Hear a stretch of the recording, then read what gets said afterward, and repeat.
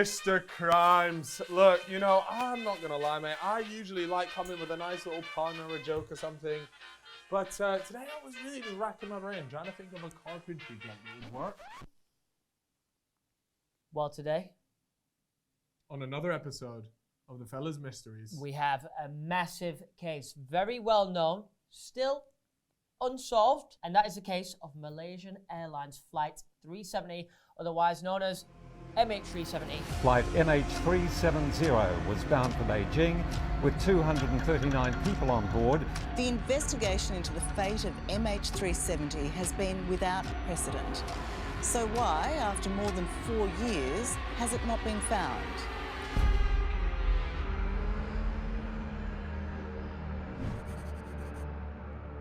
It disappeared on 8th of March 2014. It was flying from Kuala Lumpur International Airport to Beijing Capital International Airport.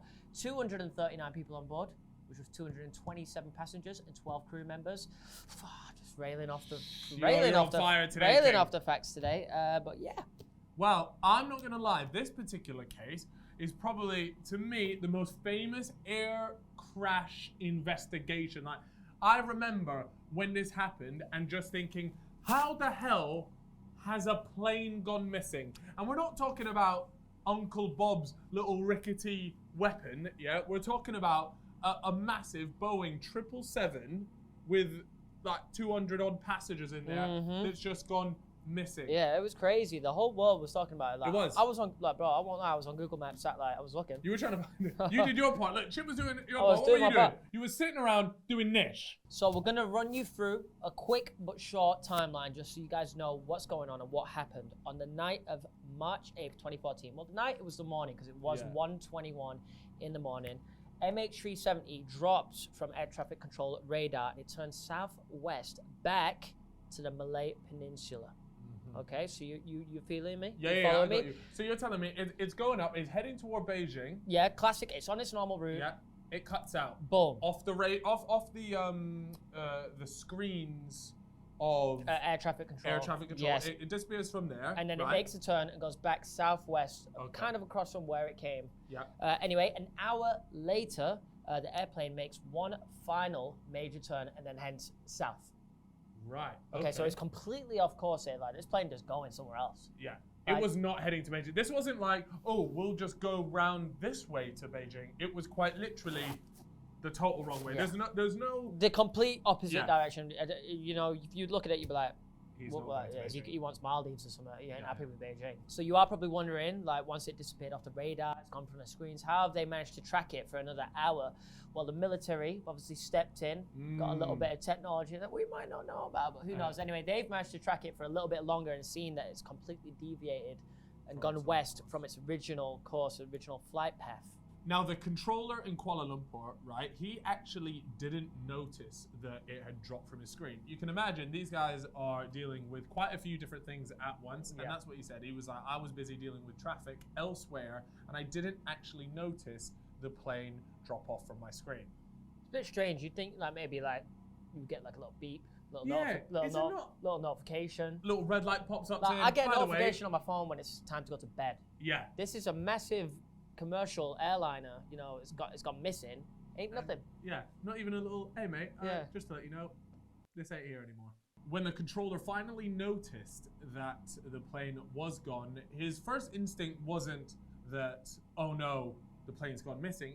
He actually thought it had entered Vietnamese airspace, and there's a city in Vietnam that I used to live in, called Ho Chi Minh City, right? And he thought that it had entered that airspace, and so it was now beyond his range, and Ho Chi Minh controllers had sort of taken over from his job because it's now no longer in his airspace. So again, he still doesn't think that anything's gone wrong. Yeah. Now, the Vietnamese controllers actually saw MH370 enter the airspace, and then they saw it drop off. Now, there is a formal agreement between them that says, look, if a plane is more than 5 minutes late checking in, right, then they have to let them know.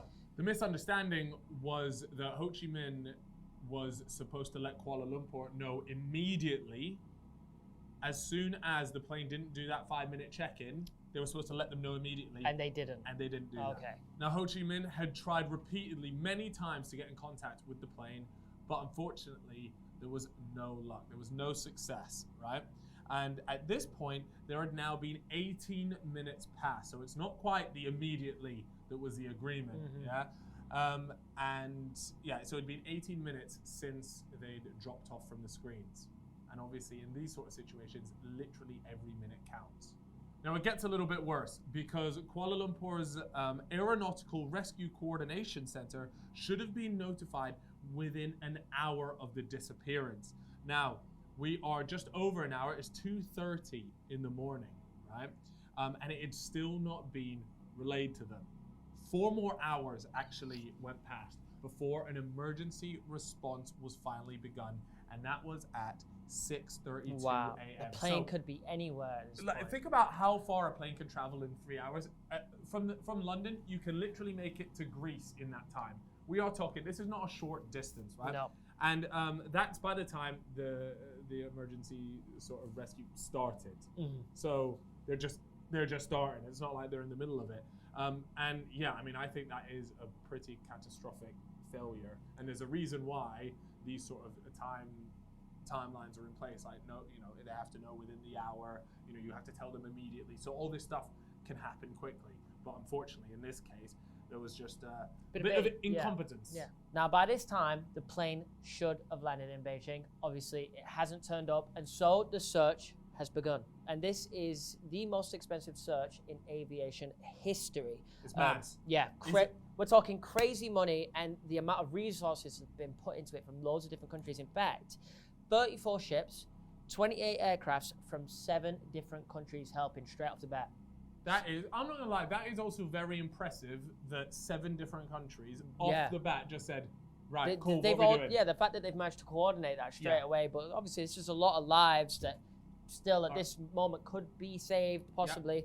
Anyway, their search concluded that the MH370 here had disappeared from the secondary radar that you spoke about earlier, turned southwest, flew back across the Malay Peninsula, banked around the island of Penang, and then flew northwest up the Strait of Malacca and across the Andaman Sea, where the radar didn't pick it up.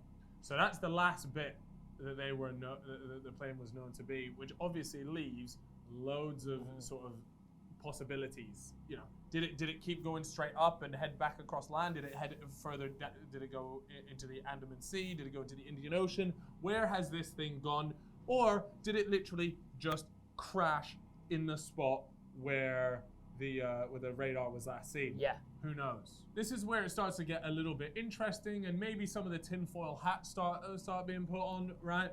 But unnamed US officials told reporters that the plane had actually stayed in the air for hours after that last radar. So they don't think it just crashed where we last got that radar signal. But what's interesting here is the fact that the Malaysian government denied that. Now, why they would want to deny it, did they want people to know that this situation was actually maybe a lot worse, that it could potentially still be an air threat out there that nobody really knows about?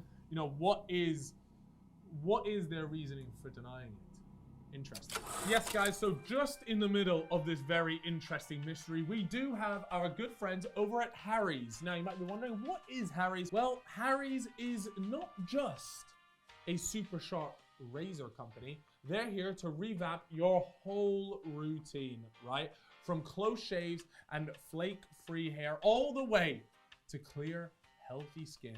Harry's helps guys feel good. Now, we love the sound of that, okay? So what they're offering you guys, right, is a travel-sized shower gel with a trial set to you guys, so you guys can all, enjoy this, right? You're probably wondering what is actually included in the trial set. Well, it's expertly engineered weighted handle, right? You love that. I like that. Right? 1 5-blade cartridge crafted by artisans in our own German factory. So the blades are actually made in Germany, complete with the precision trimmer. Yeah, Lovely. Bit of German engineering. Oh, they always doing a madness. Yeah, they know what they're doing. A handy foaming shave gel for effective lubrication. Chip loves lubrication, so imagine that, but on your face. It's true. Travel blade cover for life's adventures. By the way, must need, yeah? Trust me on that one. And of course, a free shower gel. So yeah, look, that's what you're after. Now, look, let's talk just briefly about the shave. I need a shave. I was just about to say you need Harry's. Look at this. You need Harry's. I need Harry's so bad. I need that German blade running on my skin. Lord knows that this beard is getting way out of hand. That'll be the best shave you ever had. Absolutely, man. All right. Now, listen up here, okay? Cleansing and exfoliating before you shave increases the chance of cleaner results. So make sure you go ahead and you do that, all right? Don't just jump straight into the shave. That's some noob errors, okay? Now, their products are formulated with 0% sulfates, parabens, or dyes, and are alcohol-free. No nasties here. Now, look, we don't promote a lot of alcohol-free things over here, but in this particular case, it gets a thumbs up from us. Now, if this is of interest to you guys, then you can check out harrys.com/fellas, right? And that way you can get your trial set, and all you cover is your £3.95 delivery. Now, that right there is a bargain. That's a deal, right? That is a deal, Chip. I'm serious, bro. So if that does interest you, literally paying £3.95 for this, then check out harrys.com/fellas. Look. We can't keep doing this. Anyways, let's get back to the. Now, because they denied it and they said no, don't worry, that's not where it is. Unfortunately, it meant that investigators from all over Europe, Australia, and the US were actually searching for this plane in the wrong area, because you can imagine if a plane was still up in the air for hours after it happened, that it could take you to a totally different area, Absolutely. right? So they were just looking in completely the wrong spots. Finally, they started searching in a bit more of a narrow and more focused area, but we're talking about the ocean, mate. This just isn't like, oh, let's just have a little look around East London here. No, the ocean is absolutely gigantic, and even just by saying a smaller area, it is still absolutely massive and will take so long. Because let's not forget, yeah, the ocean, we're not just about talking about what's on top. The ocean has hundreds of meters, sometimes thousands of meters to go down as well. So it's not something that you can just quickly do. It's true. I've seen it. Now, the Malaysians were in charge of the investigation, but they actually lacked the resources to make everything go as planned. So the Australians chipped in. They were heavily... Tight, the Aussies. Yeah, they were heavily invested in the underwater search. Now, the Indian Ocean is about 1,200 miles off the coast of Perth to the southwest, and the ocean floor is so deep that light cannot penetrate it. So now, this is how big of a job we're talking about. I'm gonna keep it 100 with you. Even if I had the resources to go that deep and to find, that sounds mad, to go and find out what's down there, I don't even know. I've seen videos and pictures of some of the creatures down there, and I promise you, they do not look like they belong on this planet. They don't, mate. I've seen them. What, you went down there, did you? Yeah. I've got a very, very powerful industrial torch. Now, enter Blaine Gibson. This is a man... Like the Undertaker. Yeah, he walks in, fog everywhere. This is a man that was super interested in the case. He actually became a bit of an internet sleuth. He was so invested in it.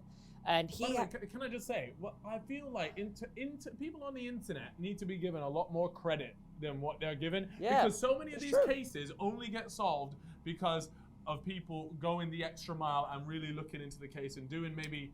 approaching it from a different angle. So shout out to all the internet sleuths out there. Well, shout out to Blaine Gibson, because he did actually kind of get somewhere. He strongly believed that something was going to wash up on a beach. You know, it's landed in the ocean, it's going to land. So what he actually did was he headed to a couple of different islands. Unfortunately, he found nothing, but...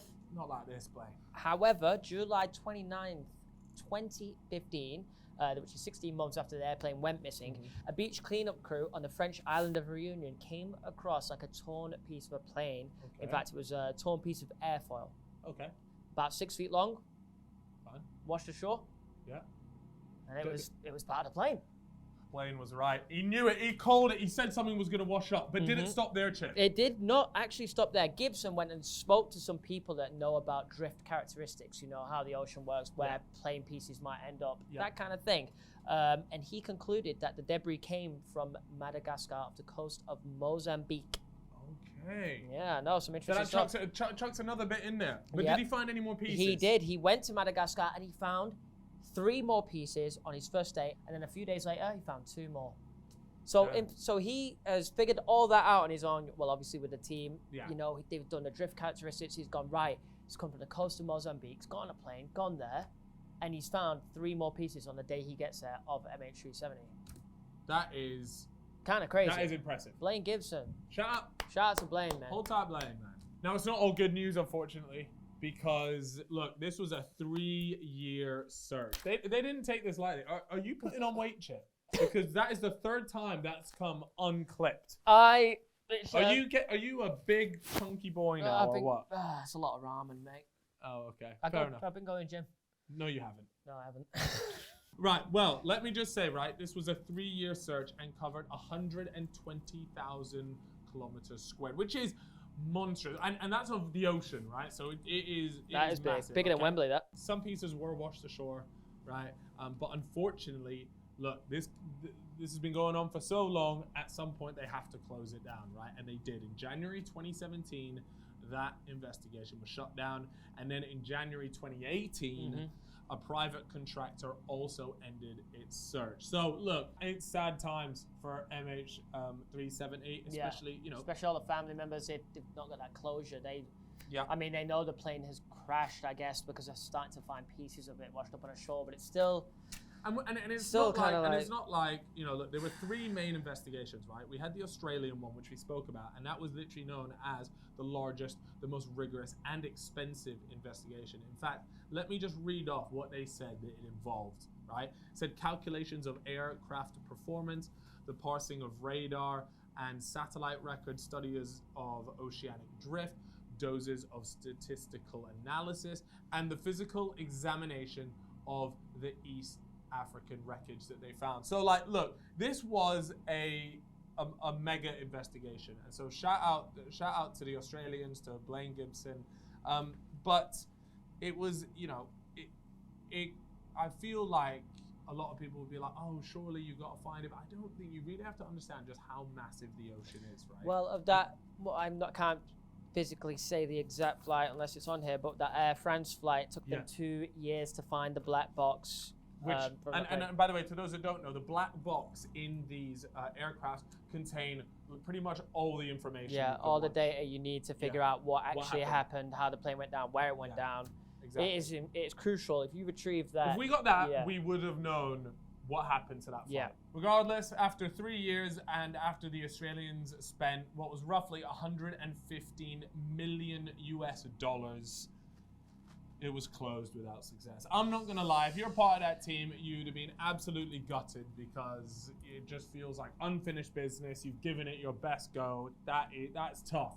But I think it's the best example of the true scale of the ocean. You would think that,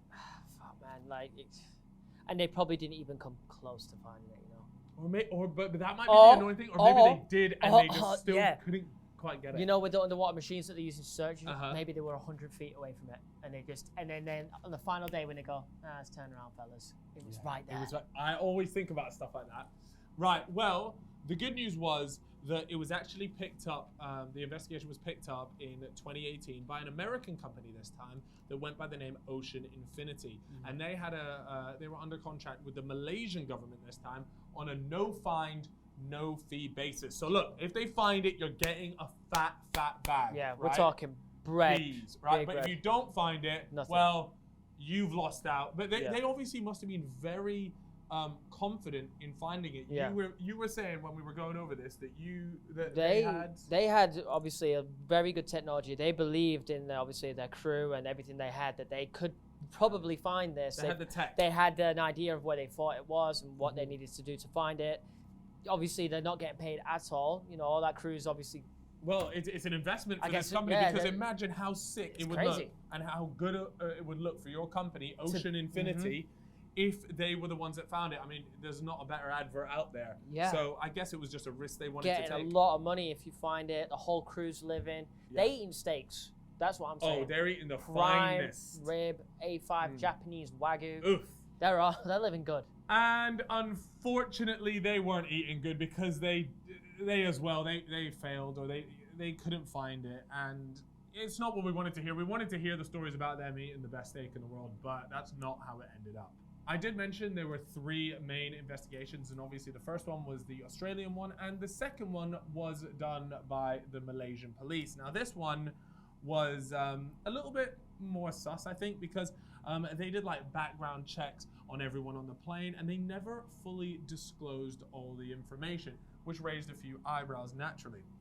The Prime Minister at the time was actually said to be a little bit sus, a little bit corrupt, maybe some would say. Look, I don't know him personally, but that was the information that we've been given. Okay, and not only that, but there was just a real lack of information shared, especially about the captain, Zahari.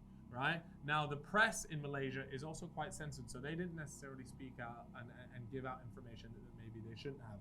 But I think it's quite interesting that they decided to keep a lot of the information. I mean, what was the reason for that? It felt like a lot of countries were pitching in to help out. Why is all the information not being shared? Maybe they couldn't figure out the full story for themselves yet. They didn't want things to go wrong.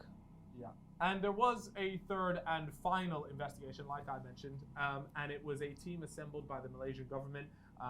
But to be perfectly honest with you, it has been described as an absolute shambles. In fact, the police and military didn't even recognize the investigation. They just said, this just doesn't count, because they filed a 495-page report on the whole thing, and it turns out it was all the stuff in the reports was just lifted from the Boeing manuals. So like they're like, oh, we investigated this. It's like, actually no, you just serious got it from work there. Yeah, that's why the there was no real value in that particular investigation. So yeah, it was dubbed the shambles investigation. Right.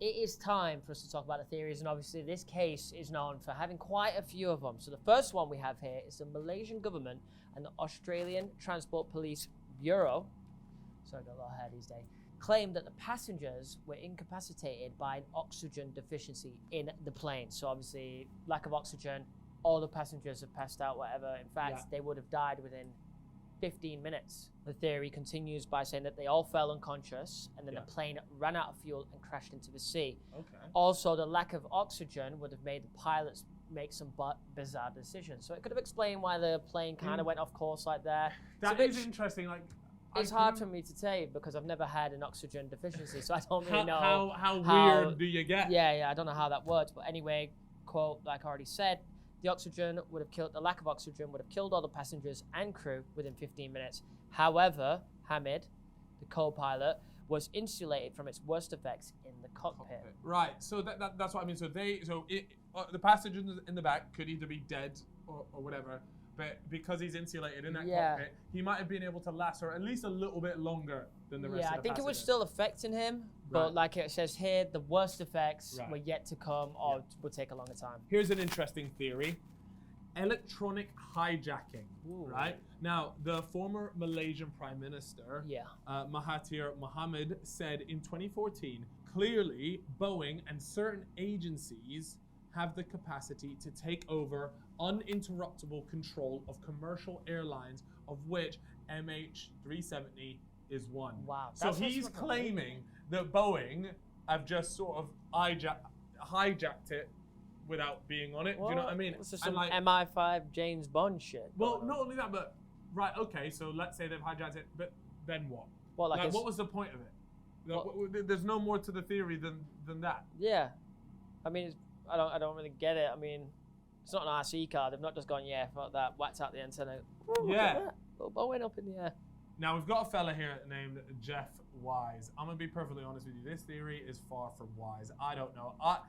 I don't think that this is true. But I'll get into it. And of course, you guys can make your mind up and let me know what you think. Now, his theory is that the plane must have gone north into Asia rather than south over the Indian Ocean. He says it's then gone into Kazakhstan, where there are runways and buildings large enough to hide a Boeing 777, right? And I'm going to be honest with you, most countries have runways and a building big enough to hide a Boeing 777. But the whole point is, Jeff, why would they bother with that? Now, he reckons that it was hijacked by Vladimir Putin's instruction and flown to an airport in Kazakhstan, right? And a lot like us, Jeff also says, why exactly would Putin want to steal a Malaysian passenger plane? Good question, Jeff. Let us know. He says, I have no idea. Well, right, Jeff? Cheers, Jeff. Cheers, Jeff. He said, look, maybe he wanted to demonstrate to the United States, which had imposed the first punitive sanctions on Russia the day before, that he could hurt the West and its allies anywhere in the world. This is such a far-fetched theory. I don't want to spend any more time on it. Chip, do you have a theory for me that we can at least work with here? Yes, one of the more, I guess, credible theories, the more popular theories, and that involves suicide. Okay, what, a pilot's suicide. Right, there have been cases of this before. It has happened before. So obviously the captain, Zahari Ahmad Shah, had apparently been having some problems at home, and he'd made no plans after the 8th of March. So he's... So after the day of disappearance, there was nothing in his calendar. Nothing. So obviously, you know, I mean, I like to think I'm good with keeping my calendar updated. Yeah. And at this point, it looks like that's not the case. Kind of looks a bit suspicious once, but this was actually dismissed anyway by someone who wrote a book on the subject, saying he did actually make a dentist appointment. Okay. But I mean, does so that that's really... one dentist appointment. Yeah, you can still... That's just one thing. He might have changed his mind. He could have made a dentist appointment. It could have been... From a while back. Could have been automatically scheduled. Yeah. But keep talking to me anyways, because that doesn't end there. Now, this is a more interesting part of this theory. He actually owned a flight simulator at home. Okay, maybe that's not uncommon. He's a pilot. He probably loves flying. Yeah. And it's also a popular thing to own Microsoft Flight Simulator. A lot of people have it. But this is where it gets interesting. The flight path that he recently had on his simulator matched the flight path very closely to the one he took over the Indian Ocean. Almost, as if he was like practicing this particular flight path? Yes, the one that deviated off his original path, and it was confirmed by the Australian Transport Safety Bureau and the Malaysian government.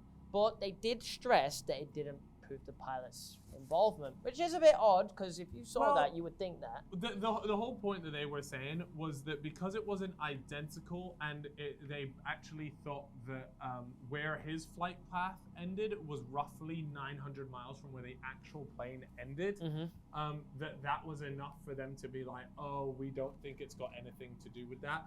Look, personally for me, I'm sorry, but this is such a strange flight path. Like, it's just like a weird thing to do in general. Like, when you look at it and you see a map of it, I couldn't imagine any scenario where you would think, oh, let me do that. Like, even if it's close, for me, that is enough, because things are never going to happen exactly how you plan them, right? Yeah, if it was a suicide, though, why would you be at home planning the route to take off? Like, you would, no, that's exactly, you would plan something like this out. Like, if you were doing a pilot suicide, does he specifically want to crash it in a certain place? Yeah, probably. I would think so anyways. Look, they came out and they said they think that they're inferring too much from the data found. But I think that it is a strange thing to have. Just because, no. It's the fact that it was similar to it. Like, that's enough for me to at least say, look, we should look into this more. They dismissed it. Or maybe he had that flight path at home because he was taking that plane somewhere. What, like you're saying? Maybe, yeah. Well, yeah, what you're saying, but instead of it being a suicide, maybe he was taking that plane and hiding it somewhere, landing it somewhere, being contacted by a certain sketchy government or agency or country. So you can almost merge, and we'll get into a few more theories here, but you could almost merge a couple of the theories to be like, what if this guy was blackmailed, right? And he was told, this XYZ will happen to your family if you don't do this flight path, and there will be maybe something waiting for you, or like you go and put the plane here, XYZ, and he's there like, right, shit, like my life is on the line, my family's life is on the line here. I'm going to at least practice this route. Yeah. That would make sense. And people with that kind of money and power, how hard would it be for them to plant some, destroyed foliage from from a plane wreckage? Maybe that's what it is. That washes up in the places that kind of seem correct. Anyways, Chip, let's not get too much into this. Let's move on to some other theories. But look, to me, I think that theory is the best one so far, anyways. Another theory is the Asian Bermuda Triangle. Now, this one is just a little bit of meh, I don't know. Look, several planes and boats went missing in that area, including 5 torpedo bombers who mysteriously vanished in 1945. Look, we've all heard about the Bermuda Triangle, right? Is there one in Asia? Is it just a coincidence? I don't know, man. I think because it's just so long ago, we're literally talking 1945. I think you're just trying to connect dots that. It's just like it sounds cool, but it's not. Well, they didn't happen. We got another one here for you, Chip, and this one is maybe one that you might be a little bit more interested in. Aliens. Did the aliens abduct the plane? It happened. It happened. I saw it. So you are one of the 5% of Americans that believe it was aliens that abducted it. Seriously, guys, 5% of Americans believe that the plane was abducted by aliens. Some have pointed out that the reason for that is because there had been a number of UFO sightings in Malaysia. That can't be true. I'm not American. As far as you know, or that's what you're telling us. You see, Chip? We're on to you, all right, buddy?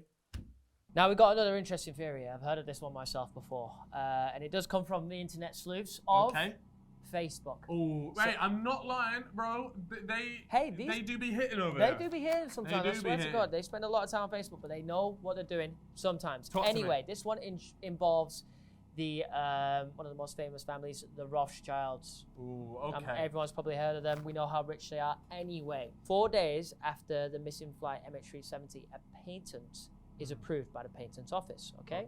Everything's normal. That happens a lot. However, now 4 of the 5 patent holders are Chinese employees of a company called Freescale Semiconductor, which is based in Austin, Texas. Okay. Now, the patent is divided up into 20% increments to 5 different holders, okay? So each of those employees, each of those 4 employees own 20% each, and the final 20% was owned by the company Freescale Semiconductor. Okay. Get what I'm talking about here? I'm picking up what you're putting down. Now, if the patent holder dies, then the remaining holders equally share the dividends of the deceased. If not, it's got you. So let's say I was one of the 5, right? And I died in a plane crash. My 20% would then be distributed to the other patent holders. Yes. Right. Now, if 4 of the 5 patent holders died, then the remaining 1 patent holder gets 100% of the wealth of the patent. Okay, so they own the entire patent. Okay, you got what I'm saying? I've picked up what you put down. So now we've gone through all the details. Obviously, the motive kind of adds up. All 4 Chinese members that own part of the patent were passengers on MH370. The plane goes missing. The patent goes to Freescale Semiconductor. They get the 100%. And this patent, it's meant to be a breakthrough. They own 100% of it. So the idea is that the 4 members were murdered. Semiconductor Freescale owns the patent. They can have a profit from it, hide from it, whatever. I'm not going to lie, man. I'm not going to lie. Look, I know these ones always sound quite far-fetched, right? Yeah. But I'm telling you, when you're dealing with the peas these lot are dealing with, it's the world is like a game of chess to them. It's just pawns moving left and right. They really control it. And now coming to the end of it, Freescale Semiconductor is apparently owned by another company called Blackstone. Got you. And the theory is the Blackstone is owned by Jacob Rothschild. Okay, so I understand the patent bit beforehand, like how all that works. I can see how that is appealing, but I feel like there's a lot of he owns this, which owns this, and it has to be like this to work out like this, and do you know what I mean? Yeah. Well. So, anyways, have you got anything? There is a little bit more to it. The actual 4 men who were supposed to be the patent co-holders were not actually on the flight manifest of the plane. So they weren't even. So what you're trying to tell me is they weren't even on the plane. So where is this theory that could be because of slight differences in the translation from the Chinese names to English. But I feel like that's something that it should be really simple to figure out. You should be like, look, is he on the bloody manifest or not? Is he on the plane or not? Now, I mean, if you wanted to take this conspiracy even a little bit further, I guess you could say, right, that, well, what if they were taken off of the manifest? I like that. I mean, a man of that kind of power taking down an entire plane. You could easily pay someone just to scrub a few names off of something. Yes. But anyways, look, there's a lot. I do have a lot of questions about this. Like, you know, are those people still alive? Yep. Well, there is more to it anyway, because apparently Jacob Rothschild, who apparently did own, you know, this company, doesn't actually own the company. Okay. So, so why is that? It is a public company, and the Blackstone Group, where Jacob is a member of the company's international advisory board. Okay. It has 196 million shares of Freescale. Yeah. But there are many other countries and many other groups and companies that also own a similar amount of shares. So it's not his company that he owns. There are there's loads of other people chipping in. Yeah, but I mean, look, man, a man of this power, how easily could it be to hide that you're the main soul? You're the main Donny. You're the main Donny. Look, I think we're going too deep into the rabbit hole here. Look, I just love this one. Jacob, we mean no harm here. No, yeah. Okay. You have our respect. Yes. So we've got the final one here, and this theory is from the 3rd of December 2021. It's quite the most recent period. Then. Absolutely. I mean, we're talking last month, right? Yeah. Now, this was from the British aeronautical engineer Richard Godfrey, and it's his theory, right? So he believes that the Boeing 777 actually crashed into the Indian Ocean 2,000 kilometers west of Perth, Australia. That is, okay. Now he came to this conclusion after taking loads of different data sets, and he's looked at it from his own sort of point of view, and that's where he thinks the flight will be, right? Now he says his team's worked on this for over a year, and they've said we've done a lot of testing of this new idea, and we've come to the conclusion that we can actually apply this to MH370, right? Now, what he wants to do and what he proposes to do is actually search a radius of 40 nautical miles, right? And that is obviously way smaller than any of the previous searches. He's that confident that it is in this particular area, right? Now, with that being said, okay, his biggest problem right now is just the funding. It's like, look, you know, they spent so much money looking for this. Yeah, well, they've obviously closed the search off, closed the investigation off for now, I guess. And he thinks that that is going to be his biggest problem, is funding. So if any of you guys have millions of dollars lying around and you fancy helping out Richard, well, you can, because he is pretty sure that he knows where this thing is. Not only that, but it would also not be done, you know, it takes a while. It would take 12 months for him just to prepare it, and then after that, they can then do it. So it's not like something like, oh, here's your millions of dollars, go and find it now. Like, we're still quite away from ever finding this plane, if we ever do. Yeah. Right? Look. But yeah, we'll leave Rich's Cash App in the description. Yeah. If you want to Venmo him any money. No, but seriously, guys, that is the theories here. Look, for me personally, I really think that out of all the theories that we've been given, you know, the first one, the one about them being an oxygen deficiency, that one's quite strong. But then for me personally, as sad as it might be, would be the suicide option, just because of the route it took and the fact that it was on his flight simulator. I don't know. That's where I'm going. Well, what do you think, Chad? I find it really interesting that Richard actually had the belief that the pilot had a political motive. Okay. Got a little quote as well. My current view is that the captain hijacked and diverted his own plane. Very interesting. Kind of ties in with what you said about the flight simulator. Looks like the pilot has hijacked his own plane. Strange, but maybe, it's a political motive. Yeah, it could be. Well, you know, it's a bit of speculation for you. But yeah, now it is completely in the hands of the Malaysian government. Are they going to fund it, carry on this investigation, try and find that plane, or is it just going to turn up one day in 100 years on a beach? On a beach. Who knows? Anyways, guys, that is going to wrap it up for today's episode. Look, I hope you guys have had a fantastic time. Thank you for enjoying. No, not enjoying us. That sounds kind of weird. Thank you for joining us on this journey. On this journey through this, well, for me, the most famous and maybe the most interesting, like, aviation mystery that I know of, at least. And it's kind of cool that it happened in our lifetime as well. A lot of the stuff that we cover doesn't happen in our lifetime, and this certainly did. Mm-hmm. So, guys, if you haven't already, make sure you head on over to our Spotify. If you are more of a podcast person, you can go over there, listen, tune in, make sure you hit the follow button. And if you are more of a YouTube person, well, make sure you hit the subscribe button. And most importantly, leave a comment on your thoughts on this case. What is your theory? We want to know.